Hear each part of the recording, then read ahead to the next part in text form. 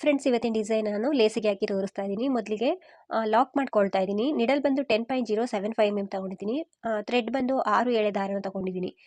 ಇಲ್ಲಿ ನಾನು 2 times lock ಮಾಡ್ಕೊಳ್ತಿದ್ದೀನಿ. 2 ಸಲ ಲಾಕ್ ಮಾಡ್ಕೊಳ್ಳಿ. ಈ ಲಾಕನ್ನು ನಾವು ಸಿಂಗಲ್ ಕ್ರೋಶಾ ಅಂತಲೂ ಕೂಡ ಕರಿತೀವಿ, ಲಾಕ್ ಅಂತಲೂ ಕೂಡ ಕರಿತೀವಿ.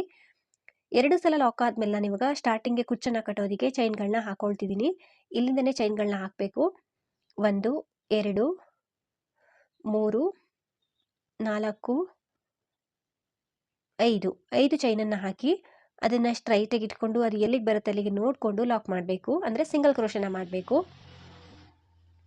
ಲಾಕ್ ಆದಮೇಲೆ ನಾನು ಇವಾಗ ಸೂಜಿ ಮೇಲೆ ಥ್ರೆಡನ್ನು ಸುತ್ಕೊಳ್ತೀನಿ. ಇಲ್ಲಿಂದನೇ ಅದ್ರ ಪಕ್ಕದಲ್ಲಿ ಇನ್ನೂ ಒಂದ್ಸಲ ಸಿಂಗಲ್ ಕ್ರೋಶ ಮಾಡಿಕೊಂಡ್ರು ಕೂಡ ನಡೆಯುತ್ತೆ. ನಾನಿಲ್ಲಿ ಹಾಕಿಲ್ಲ, ನೀವು ಹಾಕ್ಕೊಳ್ಬೇಕಿದ್ರೆ ಒಂದ್ಸಲ ಸಿಂಗಲ್ ಕ್ರೋಶನ ಮಾಡ್ಕೊಳ್ಳಿ ಅದ್ರ ಪಕ್ಕದಲ್ಲಿ. ನಂತರ ಸೂಜಿ ಮೇಲೆ ಥ್ರೆಡನ್ನು ಸುತ್ಕೊಂಡು ಅದನ್ನು ಸ್ಲ್ಯಾಟಿಂಗ್ ಆಗಿ ಇಟ್ಕೊಂಡು ಲೇಸಿಗೆ ನಿಡಲ್ನ ಚುಚ್ಚಿ ಥ್ರೆಡ್ನ ತಂದು ಡಬಲ್ ಕ್ರೋಶ ಕಂಬನ ಮಾಡ್ತಾ ಇದ್ದೀನಿ. ಈ ರೀತಿ ಡಬಲ್ ಕ್ರೋಶ ಕಂಬನ ಮಾಡಬೇಕು.